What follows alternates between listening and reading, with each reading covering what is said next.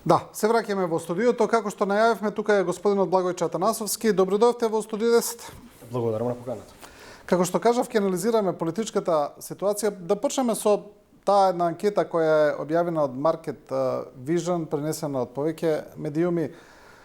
каде што се вели вака: 20% од анкетираните, 20,5 да бидам поточен, би гласале за ВМРО ДПМН, 6,2% за СДСМ, 5% за ДУИ, 4,4 за ВЛЕН, 2,9 за Левица и 1,5 за ЗНАМ. Кај определените гласачи, предноста на ВМРО е уште поизразена, 49,7 за владеачката партија, наспроти 14,9 за СДСМ. Па еве, отприлика, оваа политичка слика што ни кажува? Оваа политичка слика ни кажува дека гласачкото тело и електоратот веќе е стабилизирано. Се наоѓаме на половина од мандатот на владеачката композиција предводена од ВМРО ДПМН, ВЛЕН и ЗНАМ. И најсилната политичка партија ВМРО ДПМН гледаме дека го има стабилизирано своето гласачко тело. Видовме дека на последните локални избори на советничките листи освои околу 300.000 гласови. Тоа е, да речеме, природниот политички хабитус во кој гравитира десничарската ВМРО ДПМН и покрај тоа што реално изгуби околу 130-140.000 гласови споредбено на локалните во однос на минатите парламентарни избори кои се случија на 8 мај 2024 година, но и покрај тоа што го истрошија, што се вели, половина од својот мандат и природно има незадоволство од некои, да кажеме, наметнати високи очекувања со смената на власта, дека ВМРО ДПМН ќе ги испорача во однос на, ако сакате, подигнување на животниот стандард, не знам, економијата, стопанството, индустријата или во делот на обезбедувањето на независност на судско-обвинителскиот систем, борбата против организираниот криминал и корупција, односно сите тие гласачи кои гласале за нив на парламентарните избори имале одредени очекувања, па ако сакате дури во некои надворешно политички потези за враќање на старото уставно име, поништување или ревидирање на Преспанскиот договор, напуштање на францускиот предлог, амнестија на осудените така наречени од нив уставобранители за 27 април, сакам да кажам, има одредено незадоволство према власта во овие 2 години, но гледаме дека тоа апсолутно не се канализира и не се преточува во поддршка за опозицијата, која од друга страна е целосно маргинализирана, депласирана, дезавуирана, опозиција без јасен идеолошки, организацијски, структурен компас, опозиција која народски, што се вели, не знае каде тери, затоа веројатно испитувањето на јавното мислење или популарно наречените анкети ги даваат овие резултати, без малку 3:1 солидни стабилна предност на владеачката ВМРО ДПМН во однос на се уште главната опозицијска партија СДСМ. Да, во поглед на анкетата има можеби одреден пат во поглед, ако направиме однос или репер кон парламентарните избори кога беа, но сепак, како што вие добро забележавте, тука значи тој процент е прилично стабилизиран, тоа гласачко тело и е задржано на 20%, што сепак на половина од мандат е прилично добра состојба. Сега, 6,2% за СДСМ. Зошто СДСМ, која, да, се уште е главна опозицијска партија, иако едно време Левица опасно и се приближи, сега, барем според оваа анкета, не знаеме, има и, можеби има и други, зошто СДСМ стои на овој катастрофално низок процент за нив, можеби најнизок во историја, па дури и понизок и од парламентарните избори? Па има веројатно неколку причини, меѓу главните е тоа што не е веќе ново избран, туку последниот лидер од смената на лидерите на СДСМ во изминативе 7-8 години, со заминувањето на Зоран Заев, Димитар Ковачевски, кога беа владеачка партија, сега поранешниот министер за здравство и актуелен пратеник Венко Филипче, едноставно во јавноста се доживува како човек кој не знае да ја канализира таа опозицијска енергија, бидејќи во Македонија пред се партиите се лидерски партии, односно кај нас електоратот се поистоветува со претседателите или лидерите на политичката партија и тие се лицето и опачината, ако сакате, на политичките партии во Македонија. Овој така наречен лидер на СДСМ не само граѓанството, не само неопределените гласачи кои како воздух им се потребни на СДСМ да бидат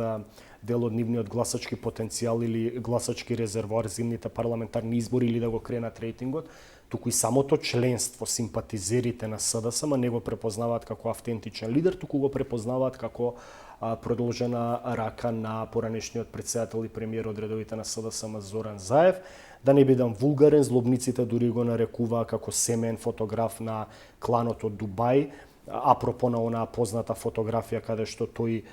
го слика поранешниот премиер Зоран Заев на прослава на Харис Џиновиќ, кажуваат дека е чест гостин и посетител на јахтата на фамилијата на Зоран Заев, котвена во Паљури, кај нашиот јужен сосед во Егејското море, односно сите тие фотографии кои беа објавени за актуелниот така наречен лидер на СДСМ, едноставно дадоа таков одим и впечаток во јавноста дека овој човек е само поставен за стечаен управник на СДСМ, која веќе е претворена во еден вид на акционерско друштво или приватна компанија на така наречениот клан Заеви, кои нели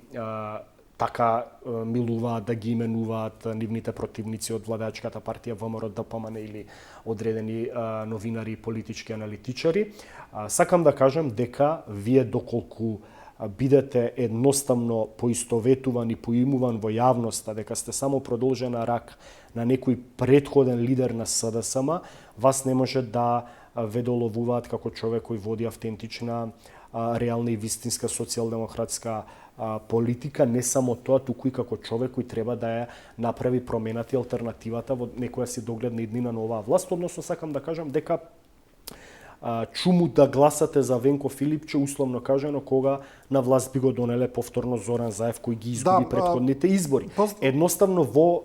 граѓанството, сакам да кажам, меѓу гласачкото тело и електоратот, но уште пострашно, меѓу членовите и симпатизерите на СДСМ, овој човек не е восприеман како социјалдемократ пар екселанс, дури има некои тези дека тоа е наметнат лидер и наметнато решение, дека воопшто претходно не бил дел од младинските структури на оваа политичка партија и апсолутно не е прифатен меѓу поширокото членство. Тука има И затоа се такви резултати, и затоа е таков низок тој политички рейтинг на оваа политичка партија, како што кажавте вие самиот, веројатно може најнизок во историјата од 35 годишното постоење на оваа партија. Има повеќе димензии. Анализите упатуваат дека веднаш после парламентарните избори кои беа катастрофални за СДСМ,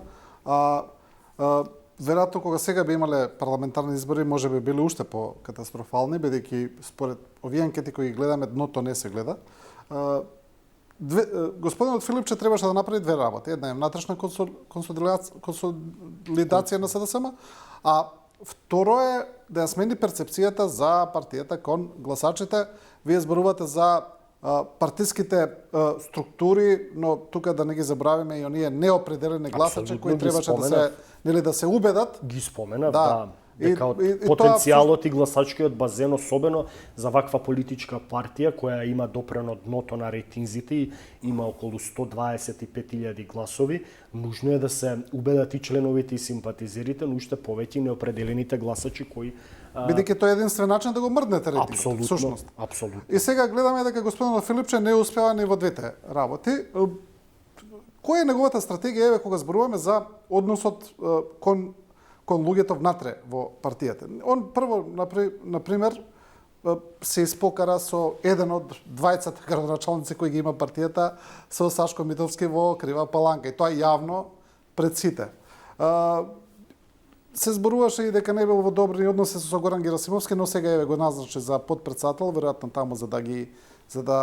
консолидира работите колку може. Но цело гледаме некакви препукувања со внатрешни структури. Сега последното е со таа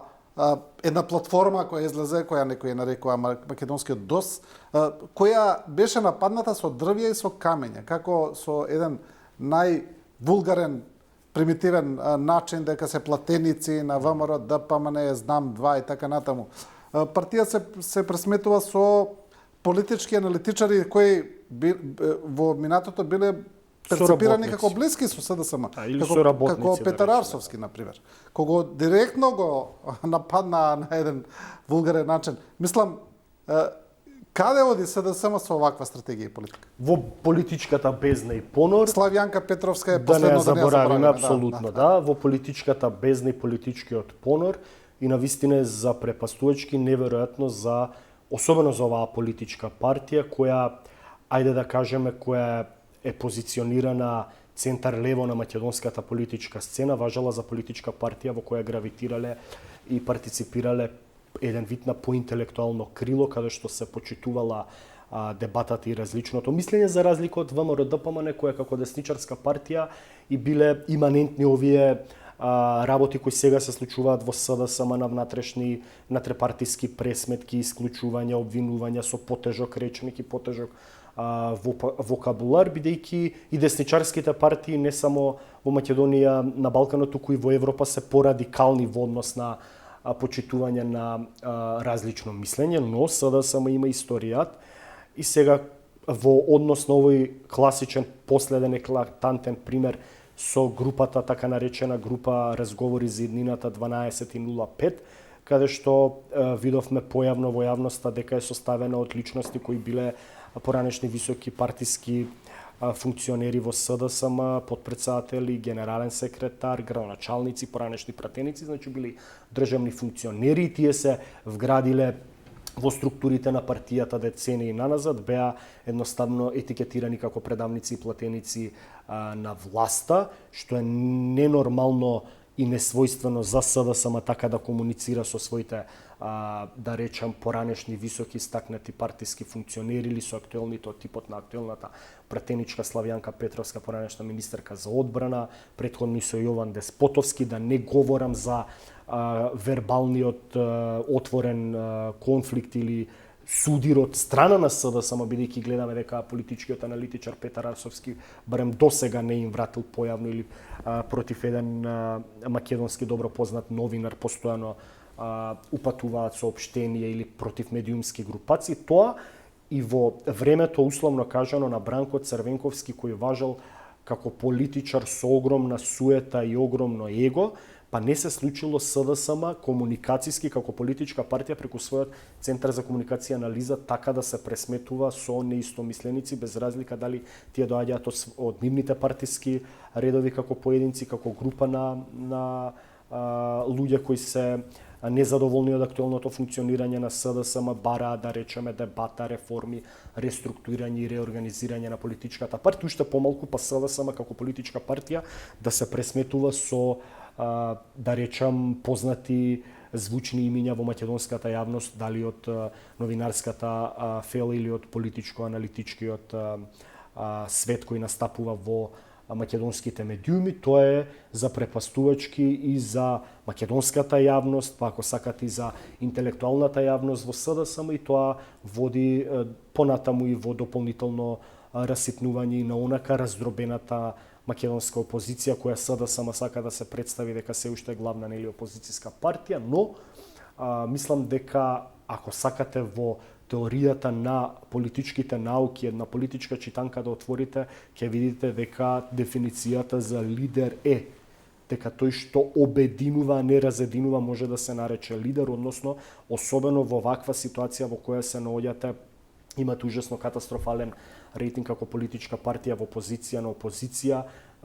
наместо да подадете рака кон сите структури кои ја делат истата идеолошка и вредностна матрица на СДСМ, да направите еден поширок фронт на обединување и да направите врз база на тоа платформа и алтернатива на власта со која ќе се соочите на некои идни предвремени или редовни парламентарни избори, за да се наметнете појавно во јавноста, перцептивно да создадете слика дека сте сериозна опозиција, вие ги исклучувате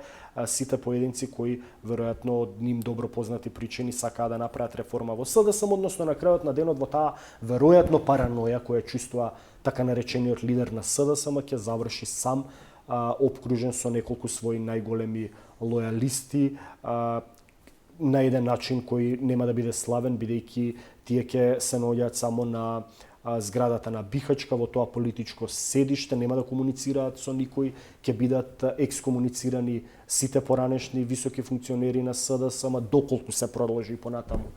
со овој тренд и не се смени за 180 степени таа политика која се води така наречениот лидер на СДСМ во однос на тие негови,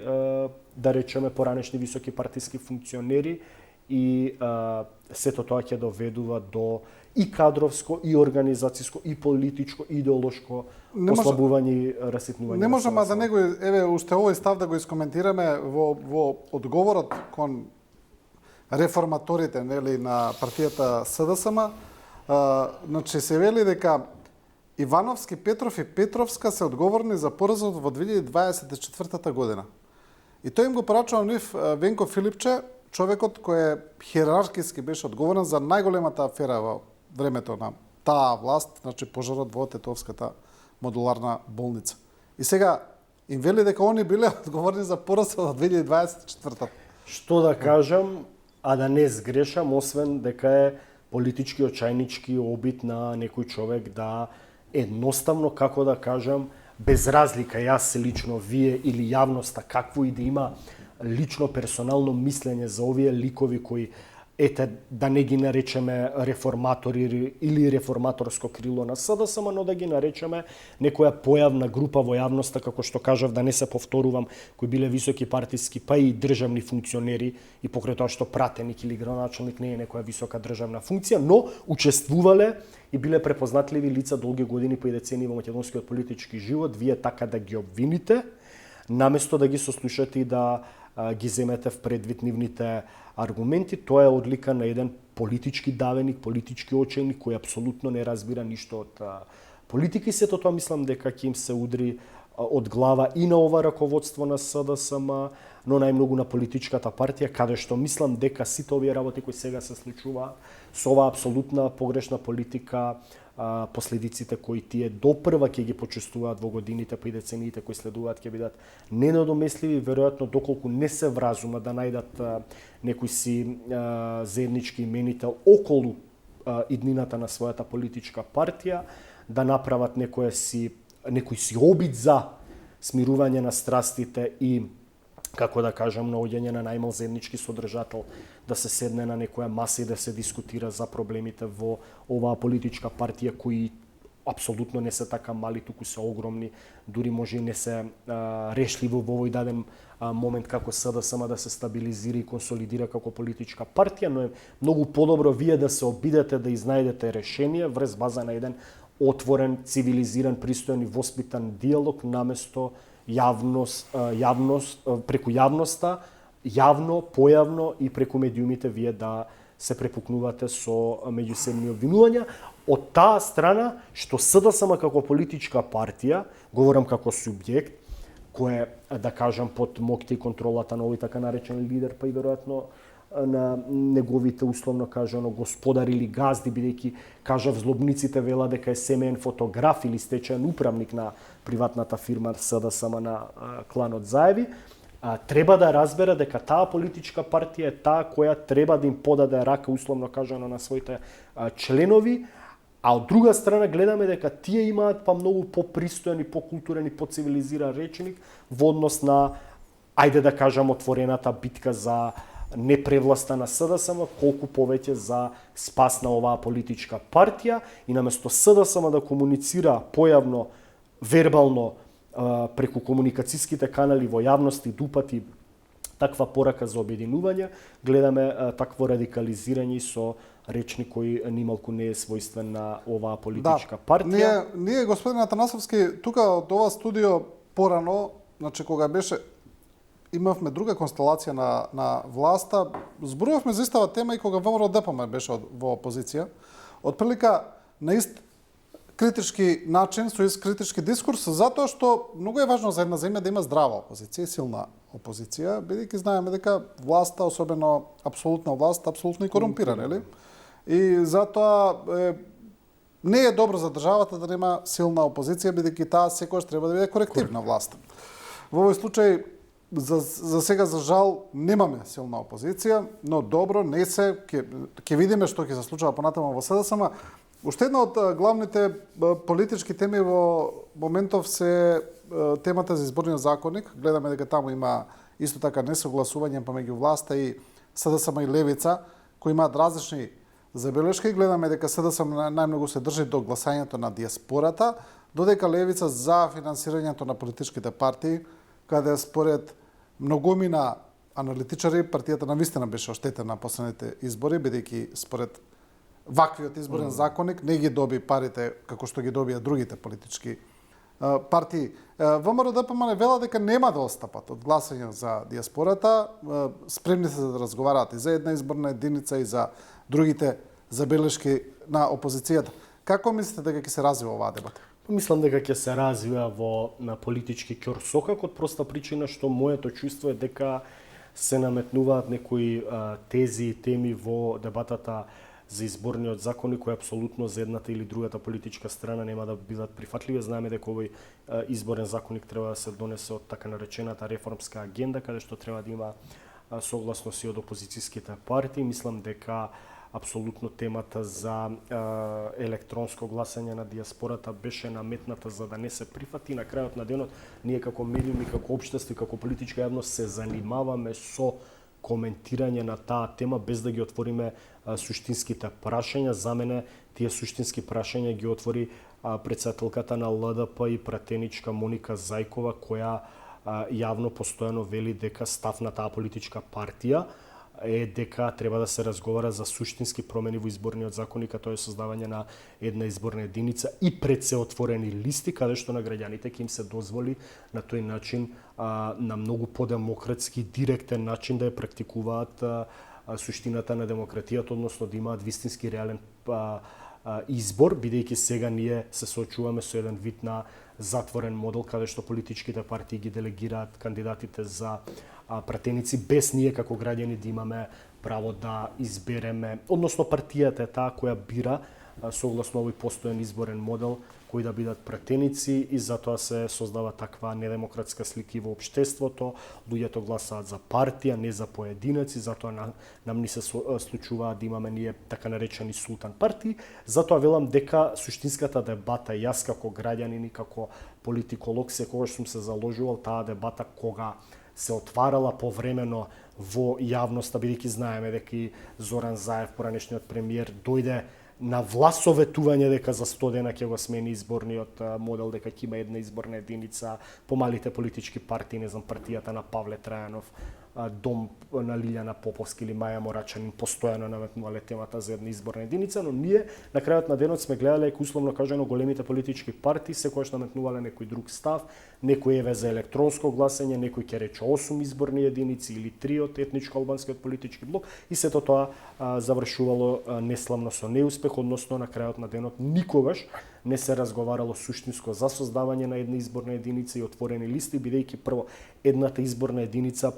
е најрепрезентативен модел за гласот еднакво да се брои на сите граѓани, бидејќи ние имаме случај каде што со постојните 6 изборни единици, таков случај имавме во 2011 година на парламентарните избори, кога политичката партија ВМРО Народна партија освои 0 пратеници, освојувајќи околу 30.000 гласови, политичката партија Национална демократска преродба на Руфи Османи освои околу 19.000 гласови, концентрирани во 6-та изборна единица и освои 2 пратеници. Што сакам да кажам? Значи 20.000 гласови на Руфи Османи тежат многу повеќе од 30.000 гласови на партијата на Љупчо Ѓорѓевски и тука се руши принципот на еднаквост на гласот. Гласачите на Руфи Османи, условно кажано, во македонскиот електорален изборен модел на гласање тежат многу повеќе. Уставниот суд, доколку ова нормална држава и имаме нормален, условно кажан, уставен суд, требало да реагира и тие избори да ги прогласи нелегитимни. Не е само тој пример. Сакам да кажам, не знам кој го кроел овој изборен модел кој функционира со 6 изборни единици од 2002 година, но на практика ни покажува дека вредноста на гласот не е еднаков и затоа мислам дека суштината на дебатата треба да оди во таа насока, создавање на една изборна единица, особено отворени листи, но гледам дека апсолутно тоа не се популаризира во јавноста меѓу политичките партии, представниците на нивните, како да кажам, групи за изработка на изборниот закон и апсолутно не очекувам, барем во оваа фаза, дека ќе има изнаоѓање на некое консензуално решение. ја знаеме нашата политика како го делува, за жал, веројатно ќе бидете во право. И за крај ве молам за кус одговор, немаме уште многу време. Марта Кос, посетата на еврокомесарката, веќе мислам дека на нас ни е досадено да дебатираме на оваа тема, верувам и на гледачите. Можеме ли да очекуваме нешто, освен да ја слушаме истата порака? Имате обврски, завршете ги, знаете што треба да правите. Мене ми е најздосадено, бидејќи јас сум еврореалист, односно секогаш сум велел дека за жал суровоста на меѓународната политика нам многу пати ни судрило од глава, односно сме биле сведоци дека не треба да бидеме наивни кога станува збор за надворешно политичките проекции на Македонија и незиниот евроинтегративен пат, дека колку и легитимно да звучи дека оваа власт има право да бара нови решенија, сметајќи дека ќе го заобиколи така наречениот француски предлог, каде што бугарите беа третирани како услов без кој не се може внесувањето на бугарите. Бугарското малцинство во Македонија беше заокружен услов без кој не се може,